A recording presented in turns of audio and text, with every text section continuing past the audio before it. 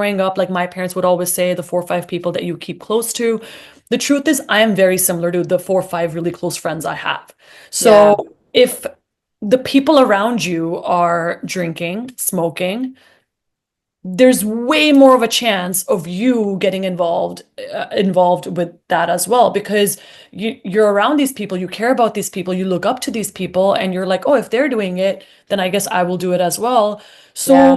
how can people have self-control? And I think that is really challenging, especially nowadays, since drinking is just so common. Welcome to the Love Atlas. Each episode brings us thought leaders, experts, and everyday people who share their unique experiences. And today I have Naureen, and Naureen is an incredible therapist who supports the South Asian community, people who are struggling with substance use, particularly. So we're going to dive right in, and I just want to learn a lot about you and what made you even what inspired you to become a substance use therapist?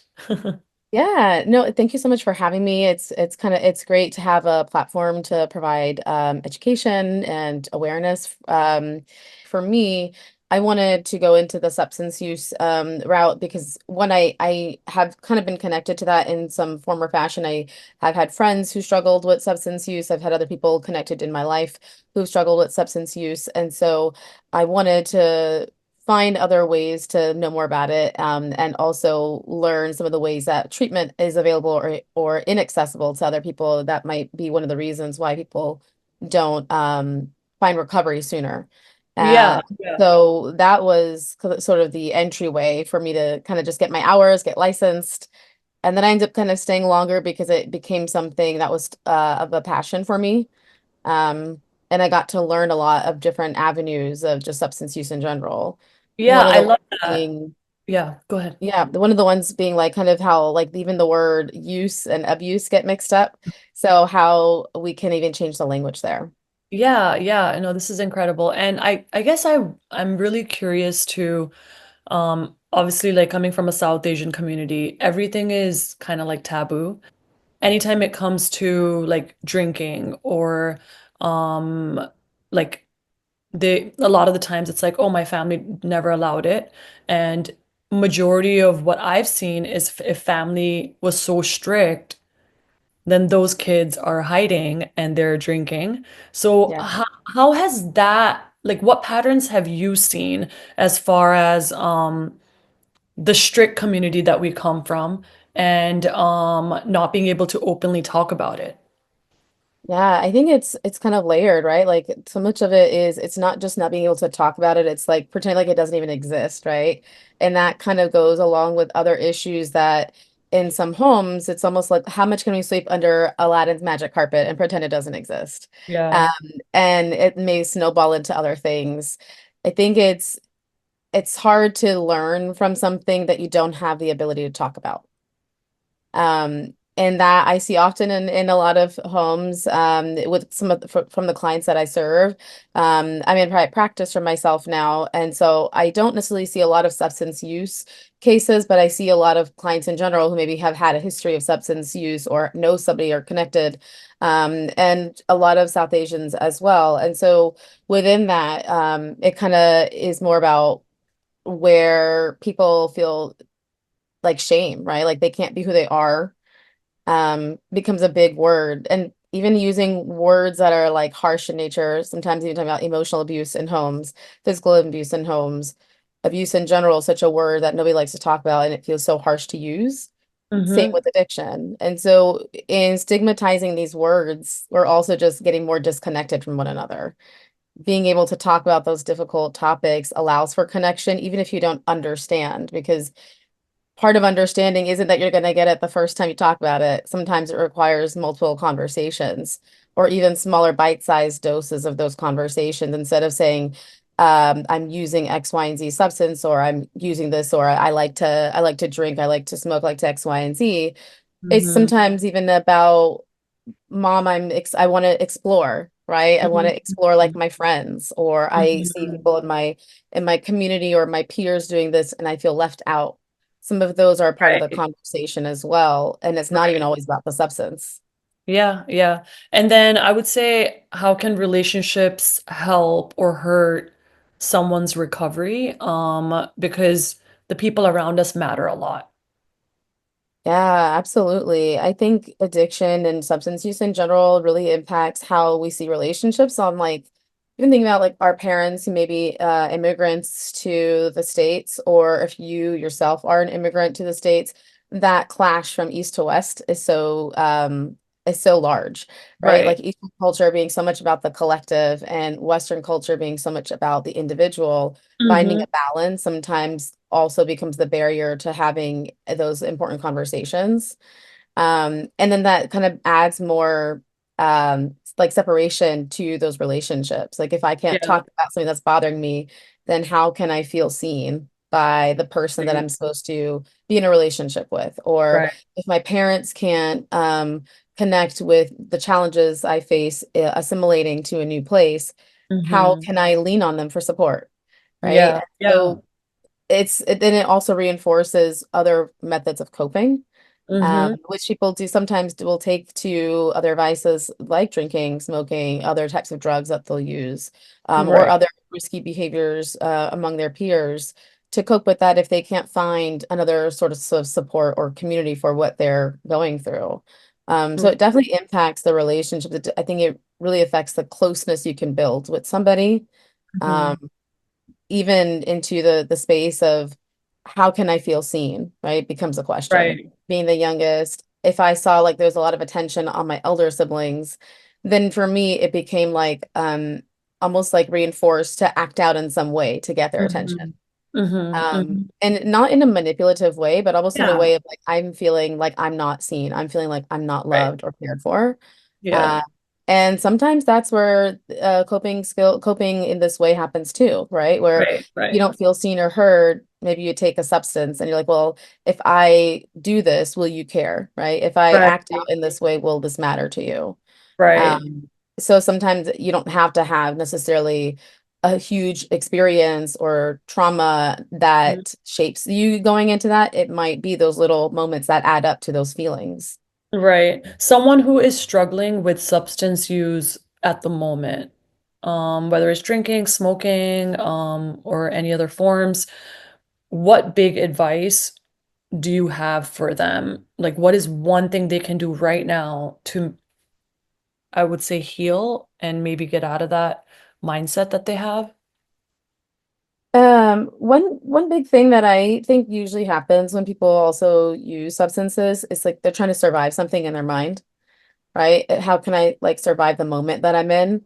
Maybe it's an uncomfortable conversation. Maybe it's like the feeling of not belonging in their community.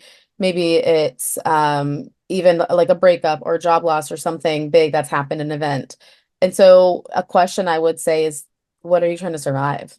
Right? Mm-hmm. Um, because I think that's also one way that we try to get control is Right. getting ourselves into that survival state. When we're in survival mode, we're activating our fight, flight, and freeze Yeah. responses. And so that's also a lack of emotional safety that we're not always in tune with.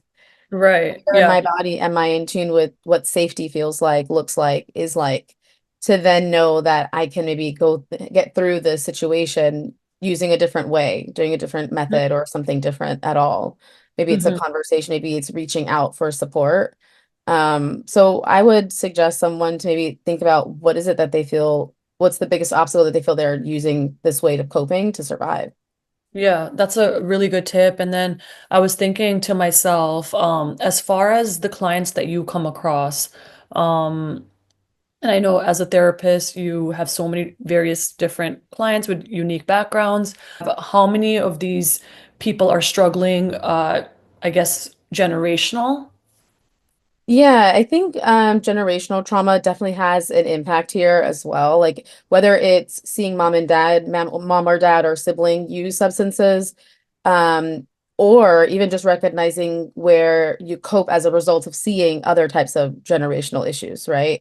Mm-hmm. So what I think sometimes it can be either or, but I don't think that the only way people cope is by using drugs or drinking, but Percentage wise, I don't know how much of that is like there's a percentage so much more as I can say it's really prevalent, right? I think there is a lot of Mhm. unhealthy coping. I used to work at a methadone clinic in the Bronx, and I'd see that way of coping often. Obviously, everyone there it was coming in for some sort of treatment for opiate addiction.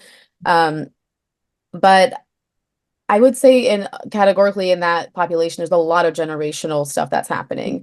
I think Mhm. it also depends on the community. When you see people from marginalized communities not having access to certain things like basic needs, the Bronx being a community that marginalized in a lot of ways doesn't get a lot of the same access to people who live, let's say, Brooklyn, Queens, New York, Queens, Brooklyn.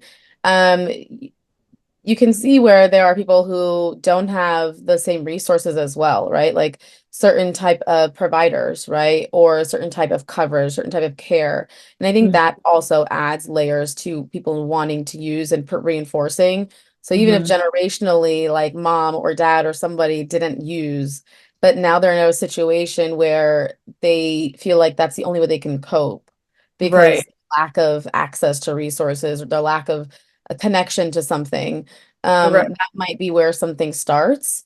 Um, Very often I saw patients who started out because they saw their parents maybe selling drugs or consuming drugs or parenting, and that was kind of a normalized way of being in the home. And this Mhm. isn't now more South Asian, so much more as it is just marginalized communities in general. But Right. it is common when you see some of these things, even in South Asians' homes, sometimes parents do go through extraordinary lengths to like hide uh Mhm. one parent's behavior, right? If dad comes home drunk and is stumbling, maybe mom may say, "Oh, well, dad just had a rough day at work. Nothing's wrong. He's just tired," right? Right. And so when you conceal more of that, you also kind of undermine a child's curiosity. Of Children course. are curious, and at some Very point, they curious. may look for the clues themselves if they're not feeling comfortable enough to ask, right? That's Yeah. also a layer of safety. If they don't feel Yeah. safe enough emotionally to ask some of these questions, they will look for the answers in other ways that are not accessible to them by the regular means. Right, absolutely. And kids, again, as a teacher, I can vouch for that. Kids know what's going on. As little as second and third graders, they're so curious and they Yeah. will figure it out. So if they know, like, you're lying or trying to hide something, they know deep down inside. I Yeah. think back to when I was 6, 7 years old, and if I was told something about Santa Claus or anything, I knew, like, deep down inside, I'm like, something's off. Yeah, Um, right? yeah, This and crazy then guy can't be just give me presents for no reason. Exactly. And I guess I want to know about the people that we surround ourselves with, right? Because that is such a huge influence. And I know growing up, like my parents would always say, the 4 or 5 people that you keep close to. The truth is, I am very similar to the 4 or 5 really close friends I have. Yeah, So if the people around you are drinking, smoking, there's way more of a chance of you getting involved with that as well, because you're around these people, you care about these people, you look up to these people, and you're like, oh, if they're doing it, then I guess I will do it as well. So yeah, how can people have self-control? And I think that is really challenging, especially nowadays, since drinking is just so common. right. I I would like to even like rebrand like what we see as self-control as like emotional regulation, right? Like self-control, self-discipline, like we use those words so commonly, but Mhm. really what it is a lack of emotional regulation, right? Like emotional regulation, emotional safety, like that's really where we operate out of, and that goes back to also our value system. Like what are the values that you grow up with and Mm-hmm. how do those evolve over time? I think Mm-hmm. today in today's world, there's a lot of people who intermingle where some people are sober, some people are sober curious, some people are using alcohol as a means to cope, some people are just using it as a form of socialization and recreation. There are such nuances that exist today that when you're a kid, that doesn't allow itself to be an opinion that can be around. Right. Um, I think part of this is getting clear on what you value, right? Like even in friendship, like what is it that you value in a good friend? What Mm-hmm. matters to you? Like someone who shows up for you and you can show up for them. How much is the dynamic of your friendship with certain people like reciprocal? Mm-hmm. Because I think that matters when you think about Right. who you surround yourself with. Is it just someone that you can look cool by association with, or is there some added value in where you maybe you can build to something that's like sustainable long term? Mm-hmm. Of course, friendships change over time too, because what we value will change, and maybe we outgrow friendships. Maybe the phases of life that we're in also dictate that too. I Yeah. think when we're younger, when you have school, like for example, as a school teacher, I'm sure you can recognize that like kids maybe form friendships when they're in those same groups. Like maybe like they have a group in school or they have an activity or hobby. But when Right. you get out of school, even like college or post grad school, you really have struggling to find friends. Mm. And sometimes that becomes a barrier to connection, and Yeah. people use other ways of coping that way too. Yeah. So I think a lot of that goes back to where we find safety internally that helps to start with where we feel comfortable even asserting ourselves. Like if I don't Yeah. want to today, I can feel comfortable saying no and not be influenced by other people. Absolutely. And I think that's what I've seen a lot of the times where, as you mentioned, it's not even about self-control, it's about emotional regulation and how much you know yourself and how and values deep down inside, we know our values. We know exactly what we want in friendships and we know exactly what makes us happy and what makes us not happy. So I think just applying that and reevaluating and understanding that is so crucial and important. When it comes to our friendships. And again, a lot of it is how we were raised because there's a lot of guilt around even having one drink. Um, Yeah, when it comes to the way I was raised, because alcohol was like so like horrible and you shouldn't drink it at all. And right. that's the picture that my family portrayed, where it's like, okay, even if you have this one drink, that guilt kicks in and it's like, oh, I shouldn't be doing this. I shouldn't be doing this. I shouldn't be doing this and feeling really bad. But then at Yeah, the same time, like growing up in America and moving here again, as I mentioned, at the age of 7, college and friends and like saying, oh, let's have a glass of wine. And I think there's always been that fear of like, oh my God, I'm doing something wrong. But then it's like, oh my goodness, like as you mentioned, emotional regulation, having that glass of wine occasionally and not like drinking it to abuse it, but drinking it to just enjoy that glass with a like plate of pasta. There's nothing yeah. wrong with that. Right. And I think that's where you like normalize it for yourself too, right? Like that you give yourself that permission, and even just like maybe even not permission, right? A lot of it is just like telling yourself that it's okay, right? Normalizing it for yourself. I think that, you know, to your point earlier, you said like people know what their values are. They may know what they are, but when was the last time they reflected on them, right? We're in Exactly. a world, Yeah. I think, where more people now are so overstimulated that Mm-hmm. they don't do a lot of feeling. Like I tell my clients we're in an overstimulated, underfeeling world because a lot of people are always on the go. Like living in New York, I see a lot of clients who are in like FANG companies or high performance, high stress jobs, and they're always working long hours. Yeah. They're all the time like on the go, very action oriented people, overachieving, over accomplishing. And it's not necessarily bad to accomplish or achieve things. Right. But when do you take time to then process the day, Exactly. process what it's like? Yeah. Uh, Even in the immigrant culture, like the children as children of immigrants, even recognizing that when we think about achievement, we're taught we have to keep going to like earn the highest amount of money or get like the best degree or keep going to like move that goalpost. Then we don't Mm-hmm. ever stop to like, where's that present moment that we were trying to achieve, right? We don't Yeah. sit in it long enough to actually enjoy it. Um, Right. and so I think that's where sometimes fundamentally those problems get reinforced because we don't sit in those moments that we really worked hard to attain. Like I think Right. the pursuit is so important. When you look back in the rearview mirror, all of that led you to where you are today. How much of you has appreciated that pursuit? Right. Yeah, Now that's is able to such a enjoy good this point. moment. Absolutely. And it just reminded me of this post that I saw on Instagram just yesterday about when we're on our deathbed, what do we like some of the regrets or the things that we think about not reaching out, not keep maintaining certain friendships and having that ego basically and like maybe thinking like, oh, like I'm not going to reach out to this person even though this person might have been a great influence in your life and a great friend. And then also not being working too hard, like no one like at the some Yeah. people some people work so hard their entire life. As you mentioned, they don't get to really live in the present moment and reflect on the things that actually matter. And I think that's so big, right? Because I think when we're overachievers and we're action oriented, nothing wrong with that, but you live your life that way. And then by the Yeah, time, you're a lot older, you're just thinking to yourself, oh my goodness, like I didn't even get to pause. I didn't even get to exactly. live. Yeah. Exactly. And I think like it's recognizing like where you stopped like enjoying the present moment, right? Where did you get so future oriented that you stopped Yeah. really enjoying where you are?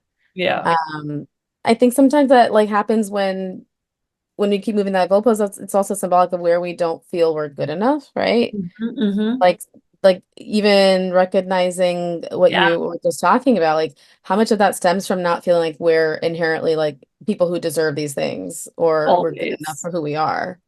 Every day. And that alone affects those relationships, right? Maybe it's like, oh, these people won't think I'm cool if I don't join them, or Right. I'm not gonna like have this friend if I don't do X, Y, and Z, or mom's Exactly. not gonna like me if I don't do this. My brother, sister won't like me if I don't do that. We Yeah. like spin these narratives because Yeah. we don't know, right? Yeah. And guilt, I think, is an emotion that has more than just one definition, right? We guilt ourselves into thinking that we have to act a certain way. We also learn to self-neglect our needs because we're Hmm. trying to act to please somebody else. But guilt is Exactly. also an emotion that gives you awareness, right? It gives you the awareness to like change how you want to like function. Gives you the Hmm. awareness of opportunity. Right. And I think a lot of the reason why people are unhappy, the main reason is because we're constantly assuming. We're constantly assuming, what is this person thinking about me? What did this person think when I said that? Oh, mom X, Y, and Z, dad X, Y, and Z. And a lot of it, if you really think about it, it's assumptions rather than actually asking the person. Like, hey, Yeah. what do you mean? Like maybe open-ended question. And I recently learned this skill because I have a habit of assuming as well. And I didn't realize I had also had these people-pleasing tendencies as well, right? Because I'm like, oh, I didn't do X, Y, and Z. Or they wanted me to show up to their place, but I don't really feel like going, and then I feel guilty, so I have to over-explain. But it's like, Yeah. doing that, like I don't need to do that. And when the time, like, I think just being peace, having that peace within yourself, and once you recognize that and understand that this is the like this person who I'm assuming about is not, like, that's a false story that I'm telling myself. Yeah. It could be going through something completely different. And I lived my life, to be honest with you, thinking like, oh, what is this person thinking about me? And I'm like, why am I thinking that? That's so draining. Absolutely. I was doing some I do grief education work as well. And when I was in my course for that, one thing that we had talked about was this idea that the brain really likes to hold on to guilt versus like how the brain sees guilt versus helplessness and how let's say if you know someone who passed away from like an overdose or like a car accident or something of that nature and you're like, oh wow, like what could I have done to like change something, right? Like you Right. automatically go in that narrative as opposed to a narrative of like what does it mean to sit in some helplessness and know that you had no control Yeah. in the Yeah. outcome of something happening. And Right. what I've learned is that our brains really like to fill in the blanks and fill in the gaps for Worst things case that we don't. scenario. Yeah. Yeah. Yeah. Yeah, right. We fill in the gaps for all that, even just how like anxiety is, right? Like the fear of the unknown. How many times have we filled in the gaps in our mind for futuristic scenarios that don't ever actually end up happening? But it's our way of wanting to know that we can survive anything. Right. And I think it's We'll also create all that. yeah, and I think it's a lot of it has to do with seeking approval too. Like, oh, this is what I think is going to happen. And then if it does happen, it's like, oh, told you so. Um, Yeah. Yeah, like that's our way of like self-sabotage, right? Like we yeah. create that narrative, we like put ourselves in that position. I see that in relationships as well, like clients Mhm. struggling like to put themselves out there, they'll talk about how, well, I knew this person wasn't going to be right for me. And then we walk it back and we talk about, well, what kind of person were you looking to attract or what kind of person are you wanting to meet? And Mhm. does this person fit all these qualities? If this person doesn't fit those qualities, and then it doesn't work out, then of course you're gonna kind of tell yourself you knew it all along, right? Yeah. Yeah. Yeah. Um, Yeah. I think that's very common.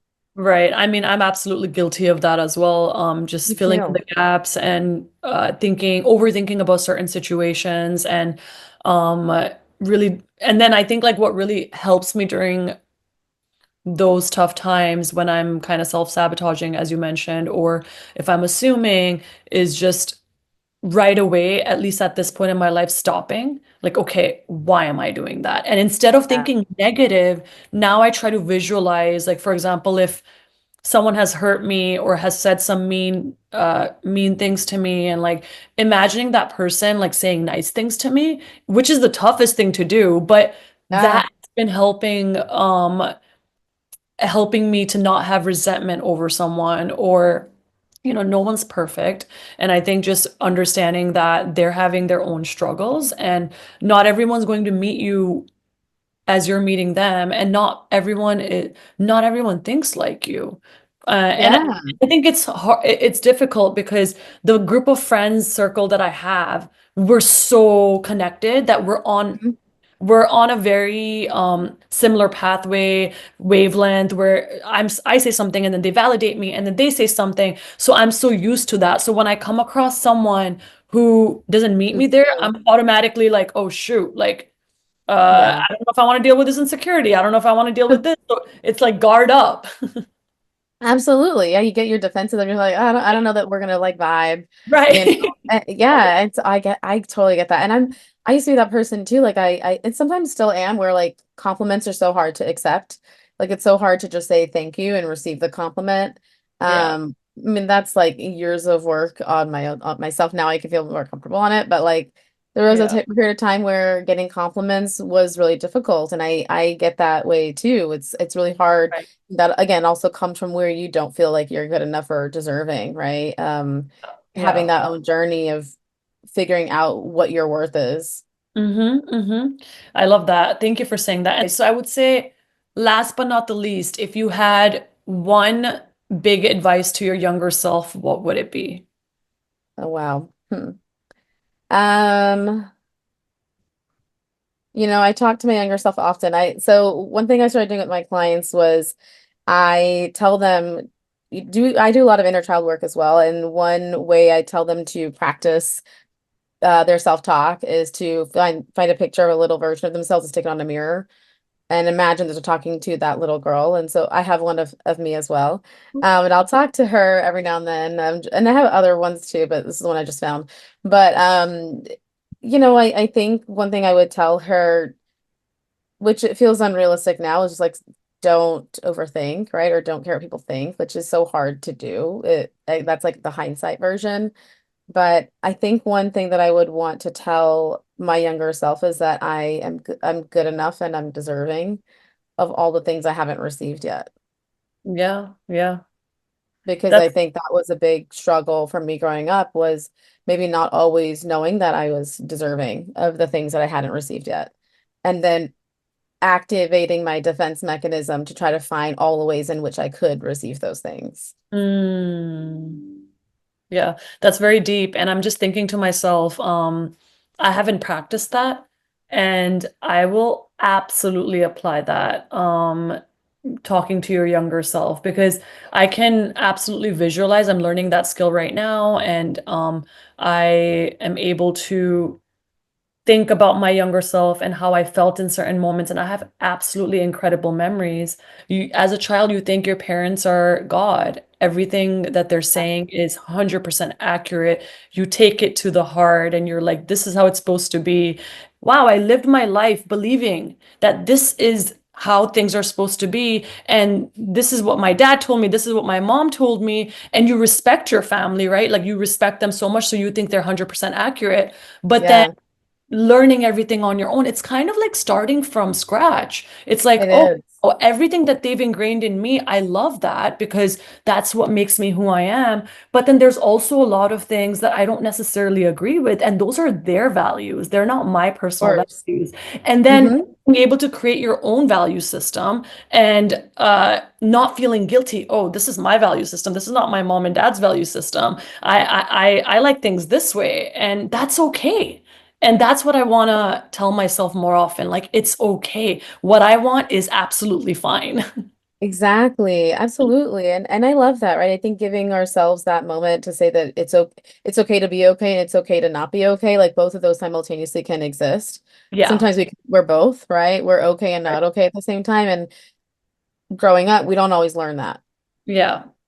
I think that the hard thing is also recognize that it's okay to be uncomfortable Mm-hmm. because we don't learn that either. I've like for me being like a child immigrant, I learned how to express I like a lot later in life. Like I Yeah. learned how to rationalize, I learned how to intellectualize, I learned how to justify, how to react, how to avoid, all those things. What I Yeah. didn't learn was how to express my emotions. What I didn't Yeah. learn was how to sit in discomfort. What I didn't Right. learn was that it's okay to disappoint other people as a Yeah. child of an immigrant.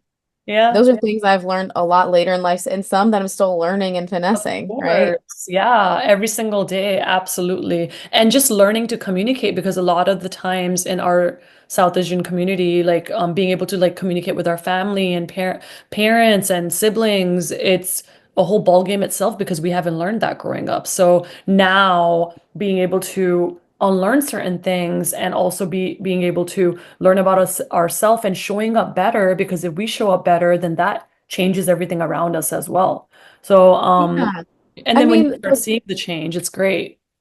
yeah, I mean, like, listen, when you grow up in certain homes, whether it's a strict or non-strict, like there are going to be experiences that you may take personally, and that's Mm-hmm. going to shape how you see the world. Yeah. And it may not be your fault that you had helicopter parents or that you put your parents on a pedestal knowing that they really messed you up, right? Yeah. Um, or maybe there are other situations and experiences. Maybe you had some sort of abuse growing up. Maybe you had Yeah. issues with your siblings, other things that may have happened. Mm-hmm. Those things may not be inherently your fault when you're a kid because you can't control those things. Maybe you couldn't change any of those circumstances. But as an adult, with the privileges that come with being an adult and also privileges of where you are and what you have access to, it's 100% your responsibility to decide to change and decide that you want to take everything out of Aladdin's magic carpet and Yeah. you want to look at it and dissect it and figure out what things you want to sweep out of that rug, what things you want to maybe keep in there for later, and what things you're just no longer wanting to put up with. Yeah, yeah, yeah. I think you're spot on. But if you're such a self-aware person and you're reflecting and you're trying your best to improve, right? And I'm talking about myself as well, where for me personally at this moment, I'm like, there's so many things that I want to improve myself on. Yeah. And I'm like, shit, like which one do I pick and choose? Because there's so many. And I think like giving yourself grace too. And like I always tell myself, I'm like, yes, I need to improve and I need to be action oriented. And I need to make changes in certain ways. But then I'm also like, man, just chill out. Yeah, I like and like self-care is a big piece of this too. Self-care isn't always I gotta go to therapy. Self-care Yeah. isn't always I gotta go get a massage or mani-pedi. Sometimes Yeah. self-care looks like where in my day can I just give myself 10 minutes to sit in silence, Right. right? Exactly. It's those little things that make a huge difference too. It doesn't have to be like let me change my life and like Yeah. do all these things because I think people think that if they take time out of their day, like I have friends who are moms. I have a sibling who is a mom, and it's often so hard like to get that time to yourself, and Hmm. sometimes it's so easy to create a narrative in our mind or their mind to tell themselves they can't get the same care that their child needs or deserves. Right. Right. And two things can be true at one time. Your child may need other things that take precedence over other Yeah. things in your life, Yeah. but that does not come with the expense of yourself. Like you can Mhm. take care of your kid and take care of you at the same time. It may not look the same and it Right. may look different every day, but Hmm. taking care of yourself is also how you take care of your kid. Yeah, yeah, absolutely. And I think I hear that a lot. A lot of my friends are moms as well. Majority of the time, what I hear is, I don't have any time for myself because you're giving all your time and energy to your child, which is understandable. And I'm not a mom, so I don't understand what they're specifically going through and their experiences and challenges. But Yeah. I think practice it's a good reminder for me where I'm like, okay, I need to start practicing self-care at the moment where it becomes a routine. And if and when I am ready to have a child, I can still, maybe I won't be able to have an hour of self-care per day and how I go on hikes or how I go on my walks, but maybe I can decrease it to at least 10 minutes, but still do that and still be Yeah, good. yeah, exactly. I mean, I'm not a mom either, right? But I know I started therapy years ago, and I know that taking that first step was the hardest thing. I had so Mhm. many tabs open for so many different people that I was looking at, like contemplating starting therapy, then like figuring out which person I wanted to go to, Yeah, and then finally figured out like which person I wanted to do a consult with. It was a very slow process. And then of other course. sorts of moments too of just like, even though I'm not as busy as a mom, I can still empathize with the idea that I told myself that I can't do something, either because I told myself I don't deserve it, right? Or Hmm. that something takes priority. Healthy Right. boundaries with ourselves also look like where I tell myself I can like and accept myself, even on days where maybe I can't say I love myself, right? Hmm. And Hmm. I take the time and space to say, what is it that I can do for me today? Yeah. Maybe that's all, maybe what I'm doing is I'm focusing on the one thing, and that's hydration, right? Right. Maybe that is getting my 6 hours, 7 hours, 8 hours of sleep. Yeah. Like I said, maybe even 10 minutes of silence, right? It's Right. gonna look different every day, but that is a form of taking care of yourself. Yeah. Yeah. Absolutely. I love that. And you're very true. And you just reminded me I need to drink some water too. Yeah, I've been dehydrated, so like I gotta make sure I have one. I'm like this cup of coffee every morning, and then I need to have some water along with that. But I just wanted to say, oh my goodness, it was amazing having you on, and I loved every single topic that we covered, and we covered so many different various Yeah. I love topics. that we have like we didn't like stick to one. I think like sometimes having Yeah, variety is also just great for people tuning in because they'll relate to more things too. yeah, yeah, and tell everyone where they can find you, just so people can watch the Yeah. video and yeah. Yeah, so I have an Instagram account. It's for my practice, Noreen D LMHC on Instagram. And I have a website as well, which is noreendlmhc.com. I am going to be relaunching my new website here in about a week or two, so that will be kind of transformation there. And I'm hoping to jumpstart my YouTube channel as well, which will also be part of Noreen D LMHC, to promote more mental health education and awareness on various topics. I wanted to kind of create a space where people who may not have access to therapy at this time or the means to support themselves to get good therapy, I wanted them to have an outlet. Having therapists of color is still a marginalized space. It's also a privilege. And having outlets like this, like your platform, and hopefully my platform as well, where we can continue to promote education to people of color and just the general public in general who may not be able to afford therapy, is something that I'm really passionate about. So hope Awesome. to find people there and connect. Thank you so much. Thank you, Noreen. It was really lovely having you, and we'll absolutely Yeah. keep in touch. Yes, thank you so much for having me. And it's let me know if you're ever in the East Coast. I'd love to meet you in person. For sure.